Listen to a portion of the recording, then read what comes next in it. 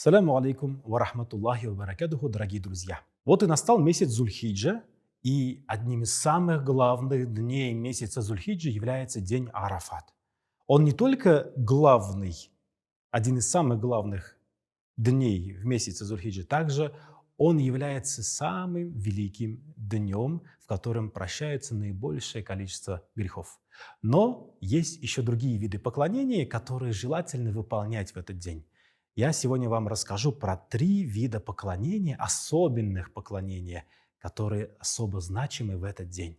Первое – это, как мы сказали, это очищение от грехов. Пророк Мухаммад, алейхиссалату вассалям, в одном из изречений говорит: «Нет более весомого дня перед Всевышним, в котором бы Аллах Та'аля прощал большее количество своих рабов, чем день Арафат». То есть в этот день желательно как можно больше совершать благих дел, читать тауба, то есть это астагфируллах, или просить прощения у Всевышнего за какие-то неправильные поступки, грехи. Как можно делать больше добрых деяний, так как добрые деяния, которые мы делаем после грехов, после ошибок, прегрешений, оно является искуплением, Аллах верса, перед Всевышним за этот неправильный поступок. И в этот день поэтому желательно хотя бы один раз прочитать тауба намаз, а если сможете больше, то еще будет лучше. Также в этот день очень благостным является обращаться ко Всевышнему с молитвами, с мольбой. Этот день один из самых значимых дней для тех, кто совершает паломничество, хадж. Даже пророк Мухаммад, алейхиссалату вассалям, в одном из изречений говорит: «Аль-хаджу арафа». Хадж, он основывается на день Арафат. То есть, если вы не успели на день Арафат, то ваш хадж может быть неполноценным и не примется. Поэтому те, кто были в хадже, они подтвердят, что день Арафат – это день молитвы, день обращения ко Всевышнему, день поднятых рук и произнесения желаний, пожеланий, молитв по отношению ко Всевышнему Аллаху Та'аля, просьб.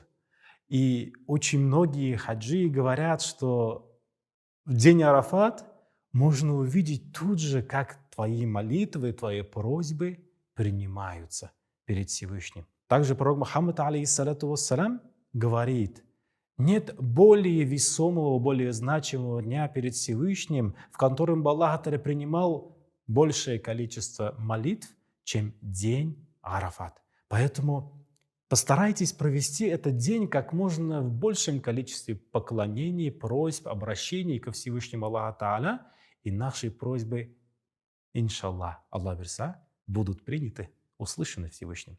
Также третье поклонение в этот день, день Арафат, это пост. Пост. Этот день желательно поститься. Пост в день Арафат является искуплением грехов прошлого года и следующего года, говорится в хадисе пророка Мухаммада, алейхиссалату вассалям. И этот пост должен быть полноценным, искренним. Этот пост должен быть очищающим и приближающим к милости Творца Всевышнему Аллаху Та'аля. Дорогие друзья, давайте воспользуемся этой возможностью и очистимся от грехов, прегрешений, от напастей и приблизимся ко Всевышнему, к Его милости.